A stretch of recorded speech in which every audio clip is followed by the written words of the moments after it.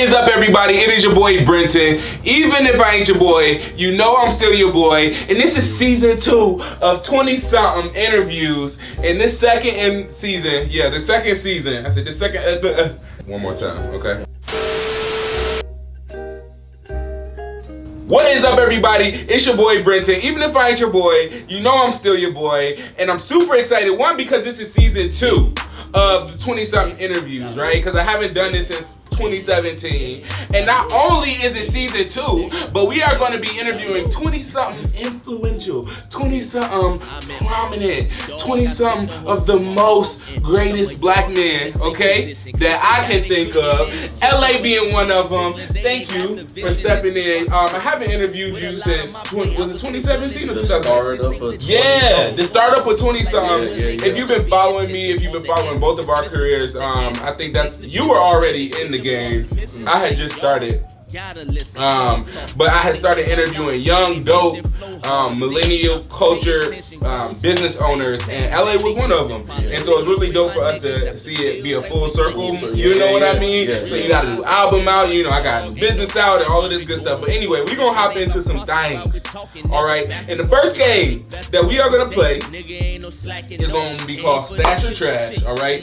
And Stash or Trash is a game that I'm gonna be playing in all of my interviews, right? Depending on the theme of the interview. And you gotta pick one person,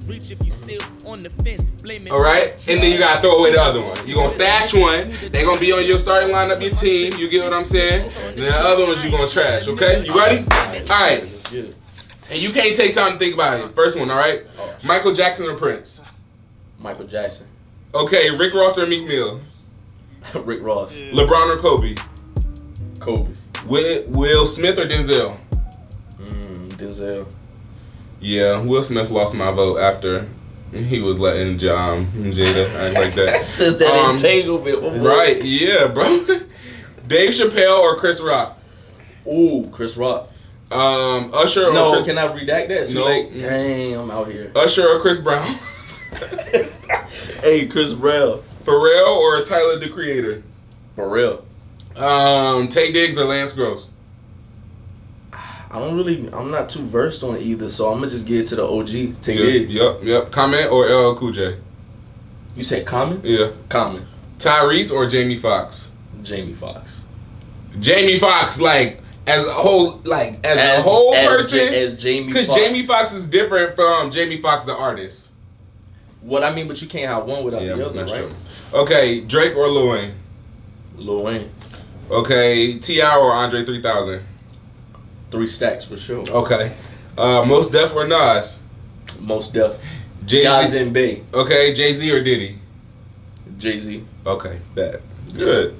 Did I do good? Yeah, you did good. You did great. Alright, so the next game that we're about to play, or we're going to do some trivia. I thought it was really important that we just took some time to educate ourselves really quickly on black culture, because y'all really would take my black heart if y'all really got to know me. Because it's a few black things that that my friends feel like I should know that I don't know. But let's go ahead and hop into this trivia really quickly. Okay. All right, and I'm going to help you with some of these because I don't really know the answers to these anyway. Okay, so who was the first African-American woman to win 5 Grammys in 1 year? Was it Da Brat, Foxy Brown, Lauryn Hill, or Missy Elliott? Lauryn Hill? The first African woman to have 5 Grammys in 1 year. Lauren? All right, we're going to go with Lauren. But she like the most. I feel it's like... her or Missy? It's between the two, but I want to give Missy it the... even got a Grammy? Lauren, you're right. Yeah, I think Lauren. Oh, it was yeah. One of those Grammys was for the Miseducation of Lauryn Hill, considered by some people as one of the greatest hip hop albums of all time. Okay, that's a fact. Who was the first African American to graduate from Harvard University and become a U.S. Senator? Blanche Bruce. Ron Rose Rebels. Right, that's what you was like. Colin Powell. Okay. Or Thurgood Marshall? I'm gonna say Colin. Yeah, that's what I was gonna say. To graduate from and become U.S. What's his? Oh no, it was Hiram Rose Revels. Is Hiram Rose Revels a Republican senator from Mississippi who later became president of Alcorn Agricultural and Mechanical College, which is now Alcorn State University. So guys, black people can be Republicans. My grandfather be telling me that I'm not black if I am not a Democrat, which I don't necessarily subscribe to either or. You get what I'm saying? Mm-hmm. And I don't necessarily feel comfortable about talking about my political views because this ain't the place for that. Correct. But we all know what Jesus would like. Yeah. Anyway, what is James St. Patrick's nickname on the show Power? Spirit, Nino, Blue, or Ghost? I don't watch Power. I don't watch Power. You gonna have to edit that out. See, I told you. I don't watch that. It's Ghost. Okay. For sure, it's Ghost. Okay. Yep, Omari Hardwick plays the ruthless drug dealer Ghost in the hit series and stars. Hold on, can we say he wasn't a ruthless drug dealer, man? Well, what's he did? You know. He was a businessman. He was a drug dealer turned businessman, and it's Tasha's fault. Tasha the reason everything happened the way it did. That's all you need to know, bro. Okay. Tasha fault, and she where she need to be. They know. If you know, you know. They know what I'm talking about. All the real ones know. Yeah. All right. As a student at the Baltimore School of Performing Arts, rapper Tupac Shakur took these classes: hip hop and poetry, theater and modern dance, music appreciation and film, ballet and poetry. I feel like he did theater and modern dance. I want to say ballet and poetry. Let's see. Theater and modern dance. I'm gonna go with what you said. Wrong. It was ballet and poetry. I knew it would be something opposite of what he was. Yeah, that's why I thought it would be theater. Because black men are dynamic. We can do things. Both all sides of the spectrum. You know? Who invented the 3-position traffic signal in 1923 that includes the yellow light? J.P. Knight, Garrett Morgan, Benjamin Franklin, or Morgan Freeman? Benjamin Franklin. Yeah, he's black. I was about to ask him, is he? I should know that, right? Bro, Benjamin Franklin was the white guy that tied. No, that wasn't. Was that Thomas Jefferson? Benjamin Franklin. Yeah, he was a father. Yeah, he's a founding father. Yeah, he's not black. I knew that at all. I was like, why is he even in the? Why is he even in these? Right, I don't know. This is a black quiz. Yeah, I don't know. Anyway, I'm gonna go with what's his name? Garrett Morgan. Okay. Yeah, you're right. It's entrepreneur and businessman Garrett Morgan, also the inventor of the gas mask. He came up with the stoplight after seeing cars, buggies, and people collide at intersections. My man was out here saving lives. Taraji P. Henson played Katherine G. Johnson in the movie Hidden Figures. What was Johnson known for? A. Secretary of the Department of Defense, invented America's first clock. Her calculations helped NASA's space program, or D, she was the first black female astronaut. It was C, her calculations helped NASA's space program. We know that. Yeah. We know the normal stuff. Okay, which one of the following songs is not a song by TLC? A, Creep, Waterfalls, Say My Name, or No Scrubs? Say my name. Say my name. Say my name, say my name. Don't get it twisted. Say My Name was a girl group that was destined for even more greatness than TLC. Destiny Child. Wow. Shady. You see that shade? That was shady. Wow. Dark. Yeah. Real. Okay. So one of the things that we about to hop into this interview, and one of the things that I wanted us to talk about during our conversation, of course, catching up with LA and talking about his new album, where he at now. Those are some exciting things, but we also just want to bring some light to some of the recent things that's been happening in the media, and we just, as black men, thought it would be a great idea to just bring a narrative from our perspective, just being people that are not necessarily activists, but still people that really do care about our culture and people that look like us. We thought it was important that we just have this conversation. But we're going to hop into that in a second. LA, a father, you get what I'm saying? A black man, black father, black brother, black son, you get what I'm saying? Black artist. All of that. You get what I'm saying? Out here. Where are you now? Like I said in the beginning, the last time we spoke was in 2017. How have things, transitioned for you, and what is one of the biggest lessons you've learned since then? Loving myself. Yeah. I think I went through a lot of changes, actually. I had a lot of life happen. I had a lot of growing I had to do. I had a lot of maturing I had to do. I had a lot of learning I had to do. Right. I think, in a way, the 99 and 2000 book, make sure y'all go get that. Yeah. Shout out to the co-authors. But I feel like for me, it was just a moment where I was like, you know, you asked me to do something that I had never been, which was open.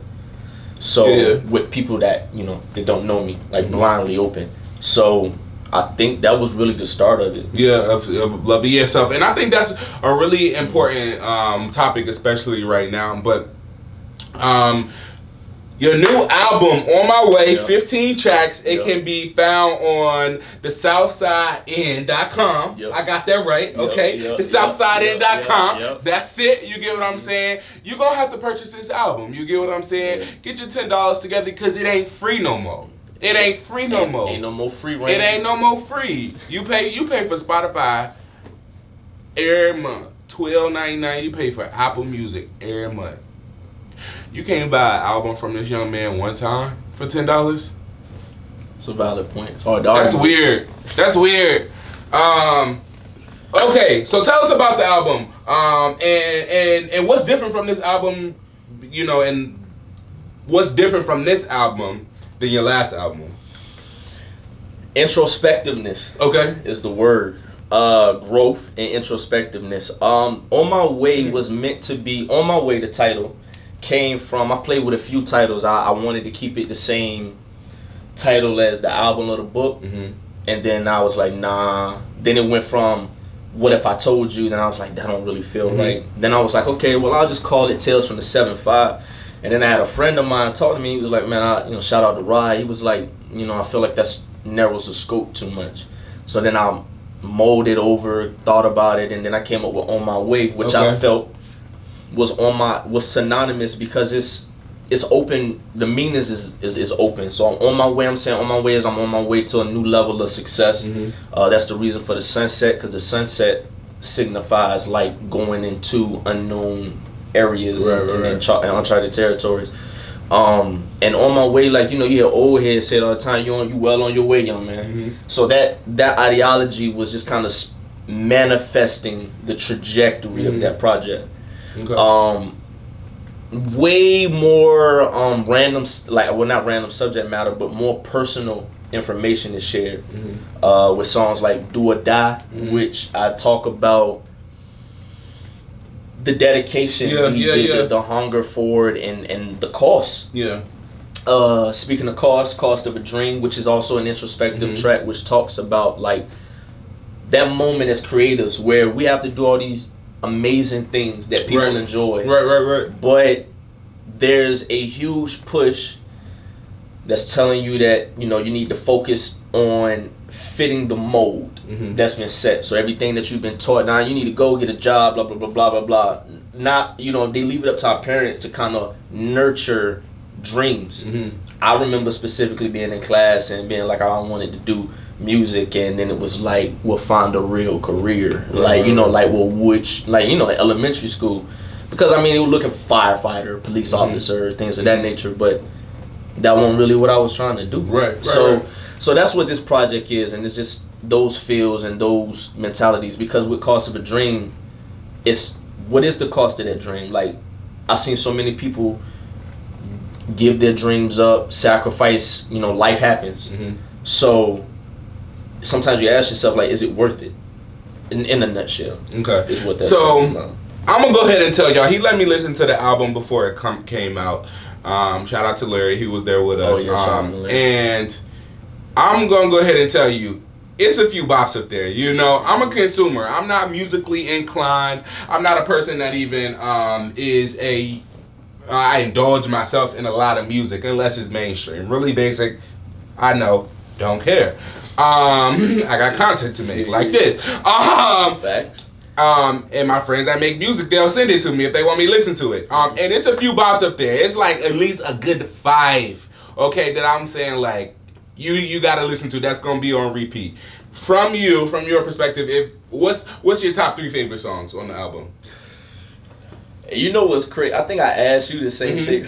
Mm-hmm. Okay. I don't know, but if I had to say, okay, all right. I was really torn, but if I had to, don't ask me to order. Yeah. SS75 rolling. Okay. Keep it player. Okay. And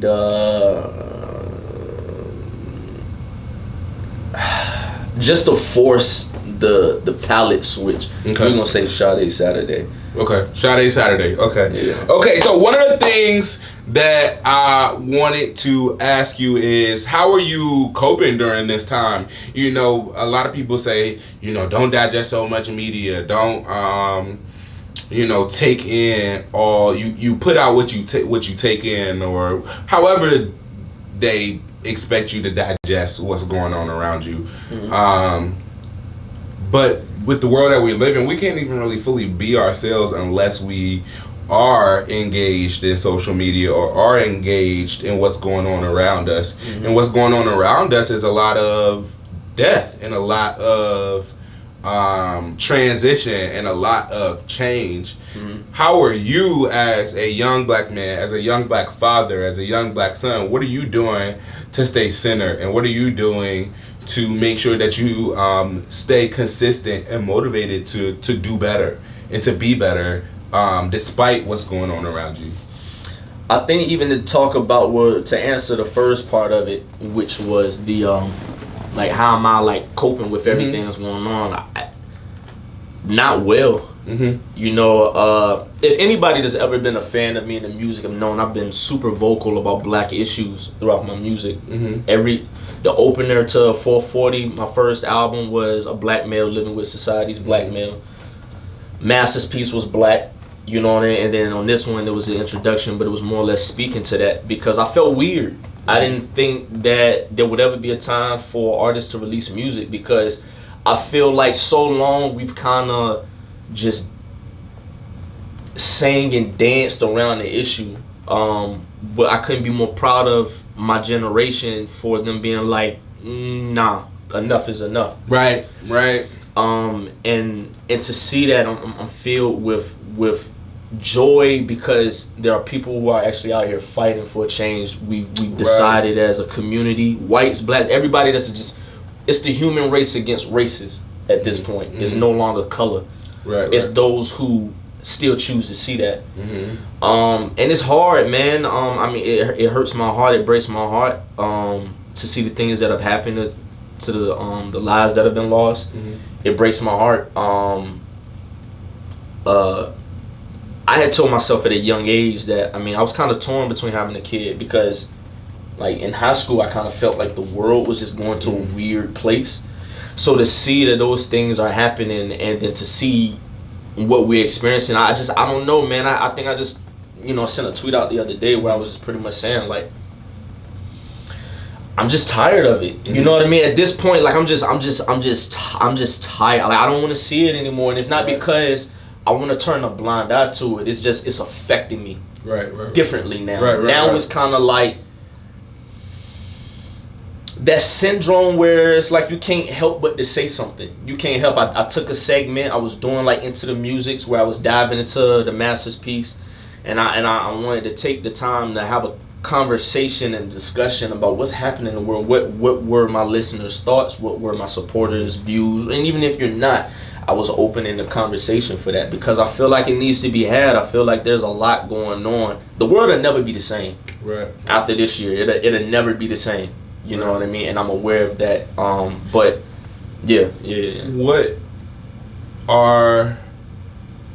So one of the things that I struggle with, being someone who is vocal, but learning that sometimes, you know, you gotta keep your thoughts to yourself if you want to navigate this world in a certain way, if you know what I mean. Yeah. And because of the figure that I am in my community and what I do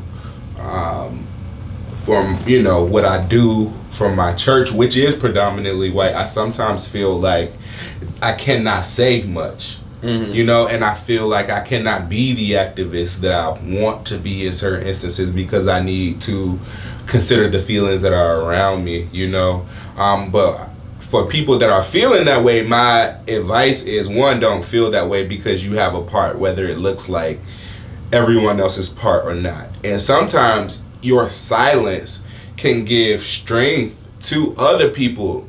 And some of us have to stay silent in order to stay sane.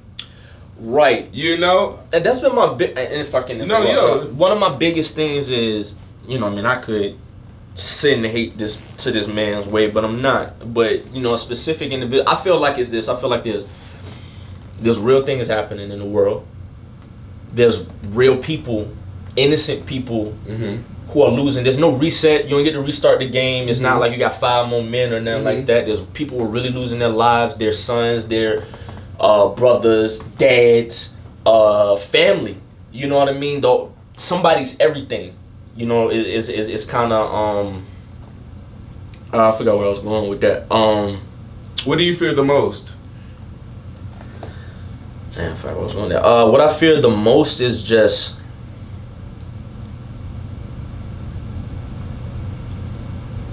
what does the unknown of, is there a guaranteed win in it? I feel like it's too many.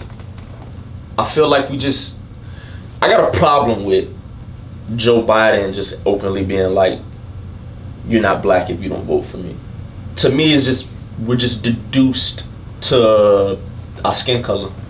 We're greater people. We are intelligent. We are, you know, advancing for the benefit of ourselves. You know what I mean? So or like the whole kente cloth kneel, that's not what we want. We don't want that. We don't care for it. They're not in the hood kneeling with kente cloth on or wherever it is that you're being an activist at. It's just apply that same energy on paper. Change some of these things that are going on that disadvantages us.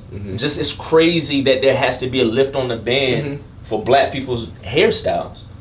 It's wild. Right. That's right. Like, you couldn't have dreads to do certain things, right? I've had people. I forgot about that. And I get so frustrated sometimes because I'm not that person. Like, I'm pro-black. I love being black. I'm a culture individual. Yes, but at the same time, I'm not big on labels, right? And big on, like, that's not the first thing that you need to say about me. Well, one, like, I don't mind. I don't mind because I am who I am. But at the same time, I'm not a person that's like black this or black this or white that. So I think there's just this stigma around it where you just there's just a stigma around who you're supposed to be as a black man. And I think one of the things that we can do to help our culture and each other is to, you know, break down those stigmas and allow the black men in your life to be dynamic, allow them to feel, allow them to express to you without feeling like they're being emotional or dramatic, and do not snatch that view of masculinity from them because they decide to be vulnerable with you. And so we have to do that with our brothers. We have to do that with our sons. We have to do that with our dads. We even have to do that with our sisters in the midst of this because they're being affected as well. Right. And so my last question for you. Wait, if I can, that's what I was saying. You said silence. You had mentioned being silent. I have a problem with the people. I have a problem with the people, my people, our people. If you don't have the courage or the wherewithal or even the unmitigated gall to go out there to even just stand out there marching the streets, just shut up and let the people that's doing what they gotta do, because there's people who are fighting for the people who have lost their lives, and in the process of doing that are losing their lives. Right. Because we shouldn't even be out here in the first place. Y'all not getting it. So when you have people like Terry Crews and individuals like that who keep coming out, just shut up. Like, you know what I'm saying? Like, there's people like I watched I think it was Dave Chappelle's that YouTube segment. So in regards to even the Terry Crews situation, I know it's a touchy situation, but I do get what he was saying. Was it the wrong time for him to open his mouth? Yes, of course. But as people, like, the first thing I'm going to lead with is love, even if you've done me wrong. You get what I'm saying? And while I want to hurt you and while I want to be angry, you know, there's a way to navigate everything. Right. You know, and so, but he said it wrong. He said it wrong. Wrong timing, and for me, and if I can keep going on that, for me, it's kind of like, I agree with that. I know he probably meant well. The oppressed becomes the oppressor. That's a real thing through revolution. However, though, and I feel like that's what he was saying, but that same energy, that same mentality is why we've been allowing ourselves to be happy with second place. Right. Instead of understanding that everybody wins. It's a participation award for everybody pushing the human race forward. Right. So we can't have the mentality of, well, we just saying, man, you should be like, you should just stop doing that. Nah, it's do it again, watch what happens. Right. That's just got to be the energy. Right. That was the energy that had that was the only energy that has ever demanded change for us. Yeah. Yeah. I just have a different I agree. And maybe I see where my thought process is, because oftentimes I feel bad for just having a difference in opinion in a lot of things. No, that's all right. Yeah, which is okay. You can be because opinions is meant to be changed anyway. I can say something, somebody educate me, and I can change my opinion. That's fine. And I think the biggest thing for us to understand is everybody ain't supposed to do everything. Everybody ain't supposed to open their mouth. Everybody not an activist. Everybody is not meant to create. Everybody ain't artists. You get what I'm saying? So the biggest thing that we can do is encourage each other in our lanes. Have real conversations about what's going on. Allow each other the space to be able to express ourselves without any type of, without any type of judgment there. And to our white counterparts, allow your black counterparts to do the same thing. It goes hand in hand, and we will give you that experience to be able to say, like, this is how I'm feeling. This is what it is, but you have to be open to it. Right. But just as we close up this interview, one of the things that I wanted to ask, what are you doing to stay mentally healthy every day? What are you doing to, like I said, just be focused? A part of my growth and the things I needed to learn, and that I learned with this album or while making this album, was appreciating the present. I've been through a lot of hardships in my life, like a lot, of not of my own undoing. You know what I'm saying? So I've always had to try to be the person that figures out how to get out the mud. So it forced me to accomplishment. People like, I have people like this still tell me, bro, you do, you know what I mean? You do this, you did that. Like, what are you like? Y'all, you? And I'm just like, I don't see them as accomplishments. I just see them as tasks that need to get done so that I can further myself. And one of the things that I've learned, and one of those things that I've gathered, is living in the moment. I had never, not living in the trophy room, but I never even looked in there. Get something, throw it in there, shut the door, keep moving. And so I was missing life. I wasn't able to attach to the things that were happening.